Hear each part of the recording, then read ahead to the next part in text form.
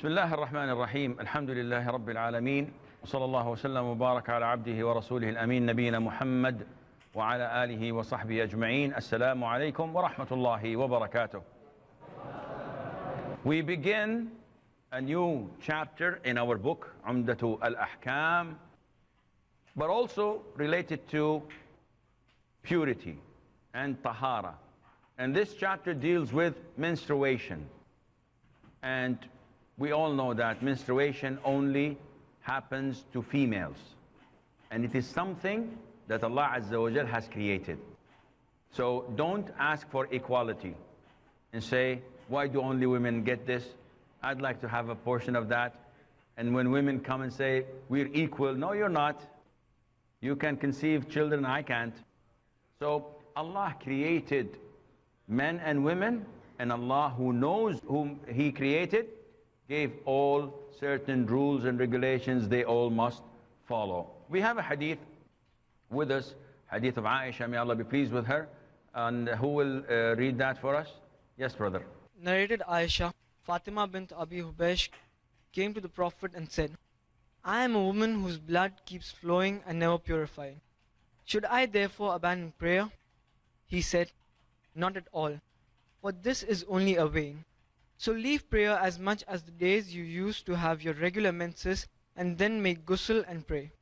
In another narration, this is not menstruation. Therefore, don't pray. Once its time is gone, wash the blood and pray. Okay.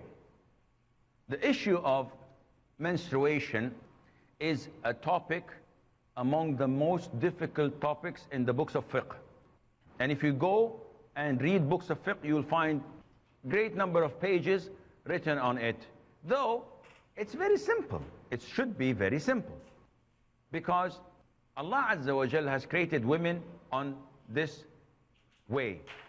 The majority of women have a certain period of the month where they get this blood.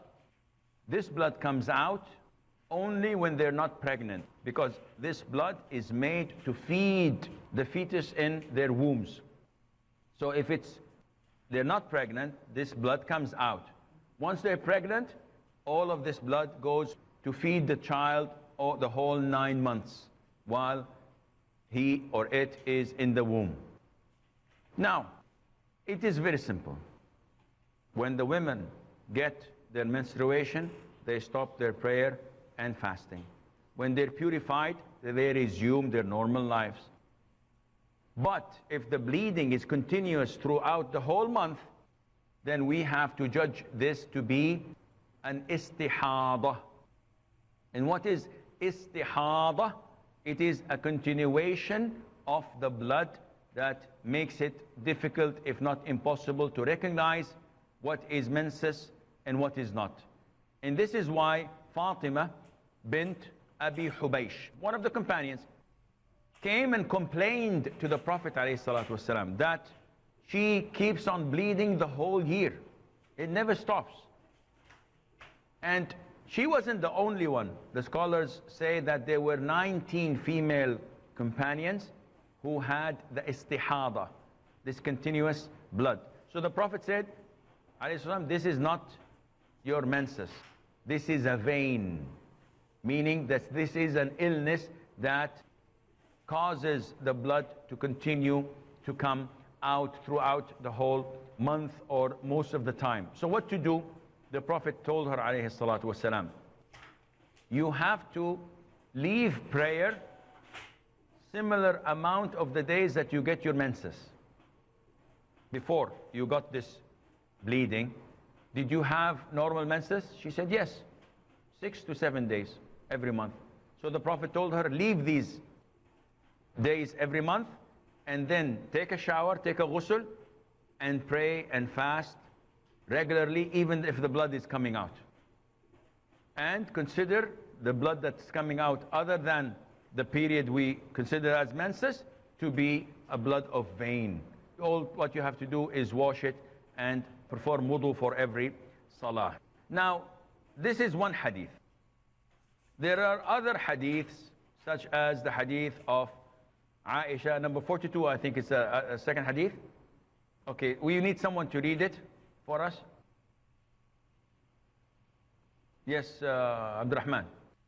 Aisha, the wife of the Prophet, may peace be upon him, narrated that Habiba suffered from prolonged bleeding, al-Istihadah, between the monthly menses period for 7 years.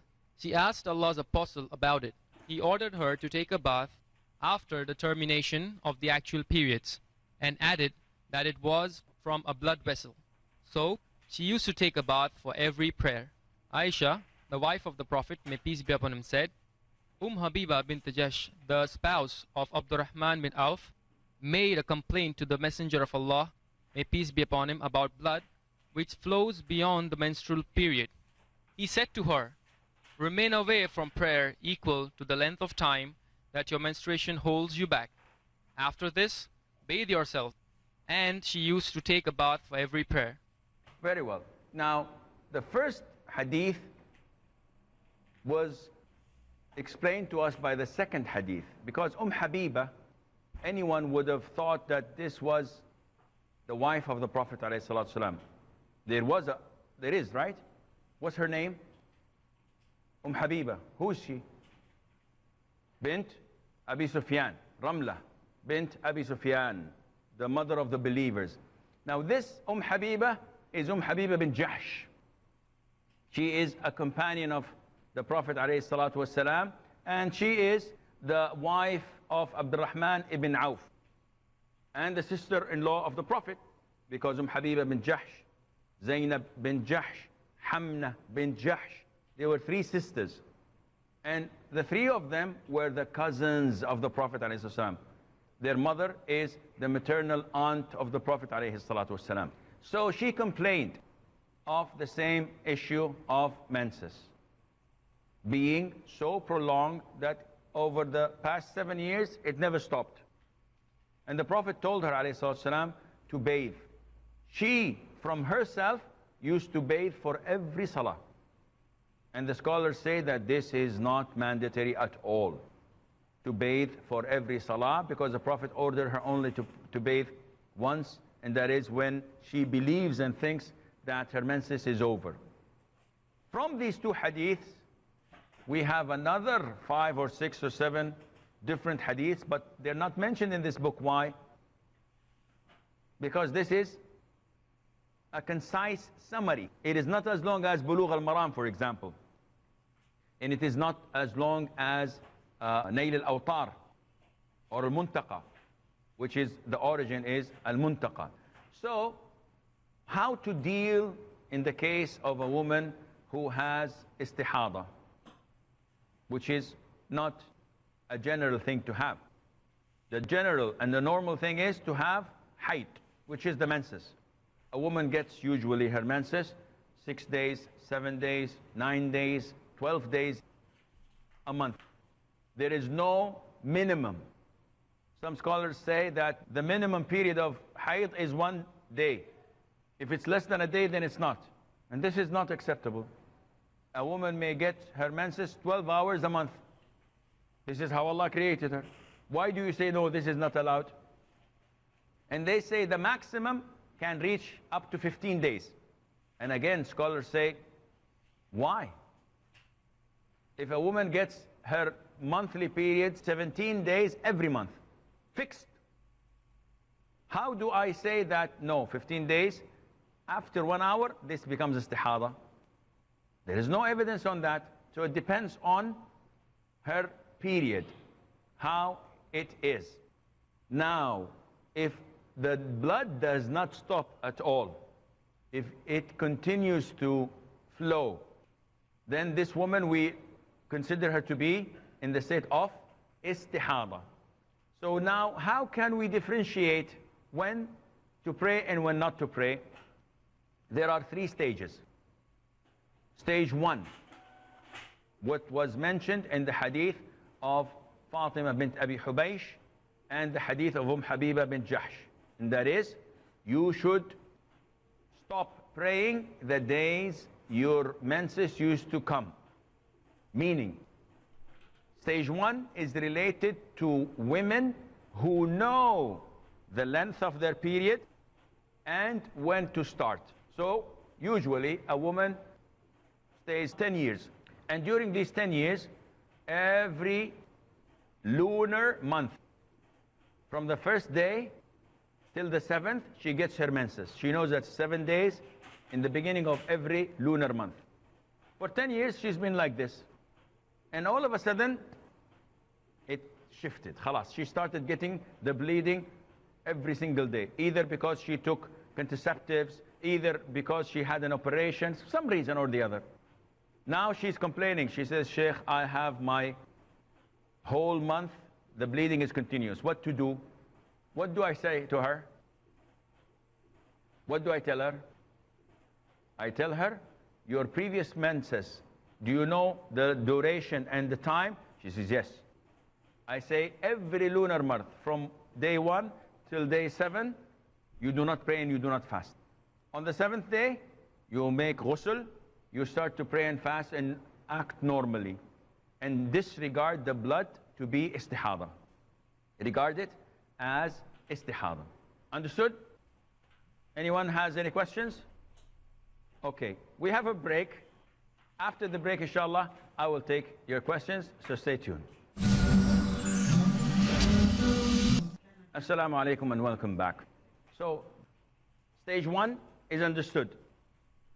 If the woman comes to me and says, Sheikh, I did have a fixed period of menses, but I forgot how long.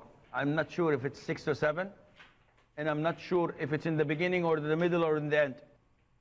In this case, if she knows the period, 6, 7 days, we tell her, okay, the 7 days, you always do it from the first of the month.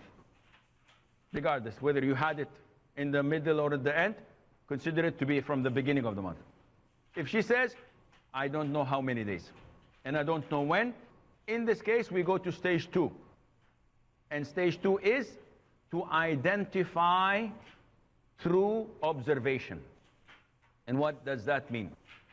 Scholars say that the blood of menses and the blood of a vein or normal blood differ. 1, the blood of the menses is darker. It's almost black. And the blood of the vein is red. 2, the blood of the menses has a bad smell. The normal blood has no smell unless you're a werewolf. 3, the blood of the menses usually comes but accompanied with aches in the back and in the stomach, while the normal bleeding does not have these characteristics. And finally, 4, the blood of the menses, I don't know what is the medical term for it. If a person bleeds, the blood would turn into clot. But the blood of the menses does never ever turn into clot. It keeps on being in the state of fluid. So I don't know what is the medical term for that, but you know what I mean, inshallah. So these are the 4 differences, and that is why scholars say, if a woman does not know the length of her period or when it begins, she is instructed to observe. If she notices that the color has changed and the aches are there, we tell her, khalas, this is the beginning of your menses. Once the color changed back into lighter and no smell and she has no pains, we tell her, take your bath and consider the rest to be the bleeding of a vein. Understood, inshallah, stage 2. Move on to stage 3. If a woman says, the whole blood looks alike, and I don't have aches, or I'm always in ache and pain the whole month, and I'm unable to differentiate what to do, in this case, the scholars say she has to follow her sisters, her aunts, her mother, because usually in the same family, those who have sisters, they notice that 2 or 3 of the sisters have their menses at the same time. Sometimes the whole ladies, the mother maybe as well. So in this case, she is told to take or follow suit. When both of her sisters or her mother and sister have their periods, she considers herself to be with them. Once they are purified, she considers herself to be purified. She takes a ghusl, and that would end her menses. Now, how does a woman know if she's purified or not? There is what is known as the white discharge, a white thread-like discharge that women generally get. After the menses is over, they have, or they see, or they detect this white thread-like discharge. And some part of the women don't have this, yet they know it through what is known as dryness. Once her menses is over, I'm not talking about istihadah now. I'm talking about the regular menses of 7 days or 8 days. How would she know that she is purified and she can take ghusl and pray? By either seeing the white thread-like discharge, or if she does not get this, by the purity and the dryness, the complete dryness, where she does not see any traces or yellowish or brownish color at all. So this, inshallah, is, as a summary, what is regarded to be related to the menstruation and to the field of istihadah. Let's take your questions, whether regarding this topic or any previous topic. In the last hadith you mentioned that Prophet ﷺ was sent for the whole of mankind, and you clarified that he was also sent for the jinns.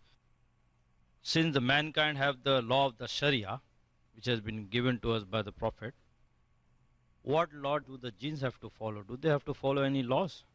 Most likely, they follow the same law as we do, because the Prophet was sent to them, the Quran was revealed to him and conveyed to them, as mentioned in the Quran, that we've revealed to you, O Prophet of Allah, that there were a number of jinn listening to you, and once they heard the message, they went back to their people and gave them da'wah.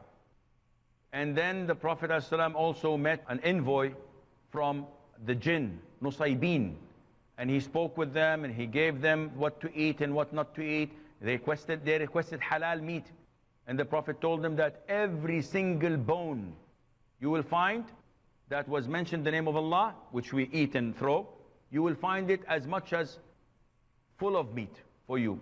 And the dung of the animals would be the food for your animals. The dung we have from the animals, you know, from the cows, etc., it would be the food for the animals of the jinn. So we believe that they have their own sharia, but is it exactly similar to us? This is something we cannot verify, and it is something that does not add value to us. See, always focus on the questions that get you closer to Allah. When someone says, the dog that was with the people in the cave, was it a German Shepherd? Was it a Doberman? Was it a Bulldog or a Chihuahua? One would say, Akhi, why are you asking these questions? Would this draw us closer to Allah? When someone says that the star that Ibrahim saw, was it Venus, Mars, or any other planet? Allah did not tell us. Why should I pay any attention? The straws that Zachariah and his people threw so that they would take Maryam into their custody. What was it made of? Was it made of wood? Was it made of this? Was it made of that? All of this is irrelevant to us as Muslims. It doesn't draw you closer to Allah. Therefore, we refrain from asking questions that would not add value to us, because this is the doing of the philosophers. They sit and say, imagine that this is not water, it's tea. Yeah, but it is water. No, imagine if it's not so. And imagine if the tea is not green, it's black. Why should I imagine this? I have enough problems to imagine. So such questions, we try our best to focus on what benefits us most. Any more questions? Yes, brother. If it once told Aisha Raziallahu Anha that my eye sleeps but my heart doesn't sleep. A section of the people, they quote this hadith by saying that the Prophet is still amongst us, by referring to this. This hadith was in a specific incident, and that is when he sallallahu alayhi wa sallam went to sleep and then woke up and went to pray Fajr without performing wudu. And when Aisha, may Allah be pleased with her, told him that, I heard you snore, so how can you go and pray? He said, my heart does not sleep while my eyes sleep. This is while he's alive. But no one dares and say that the Prophet ﷺ did not die. Those who claim that the Prophet is alive in his grave and he hears us and he talks to us, and not only that, they go the extra mile. They say he comes out and he goes and roams the whole universe and the earth, and he listens to people. And those who make mawlid, they have in their mawlid glasses of water and food. And when you ask them, what is this? They said, this is a blessed food because the Prophet comes and his spirit comes over it. So we cure the ill with this food and this water. What is this? If you tell them that the Prophet died, no, he's not dead. He's alive in his grave. If he's alive in his grave, get him out. If he's alive, let's get him out. Can we get him out? No, we can't. Why? If he's alive, he's not alive our life, in the sense that he does not eat and drink and goes to the toilet and has intercourse with his wives. Because this is a life. But he is in a transitional period known as al-barzakh. And in al-barzakh, he's alive. He's enjoying paradise. He is having all the favors and blessings of Allah Azza wa Jal. He goes to the heavens, he goes to his grave. All of this is authentic and approved. But we cannot say that he hears us or he knows what we're doing, because he said in the highest degree and level of hadith, which is known as mutawatir, I will be the first to come to the hawd, to the pond. And there will come people of my followers from my ummah, but the angels would reject them. And I would complain, Rabbi, ummati, ummati. And they would tell me, or Allah would tell me, you do not know, underline, you do not know what they have innovated after your death. And this is the punchline. You do not know, meaning, when you were in your grave, you do not know what these people did. Why? Because you're dead. Allah says in the Quran, Innaka mayyit, you are going to die, and they are going to die as well. Therefore, we should make this clear. The Prophet died, alayhi salam. The companions washed him. The companions prayed funeral prayer. The companions buried him. So whoever claims that he's alive and he did not die is not a proper Muslim, and Allah knows best. This is all the time we have until we meet next time. Fi amanillah. Wassalamu alaikum wa rahmatullahi wa barakatuh.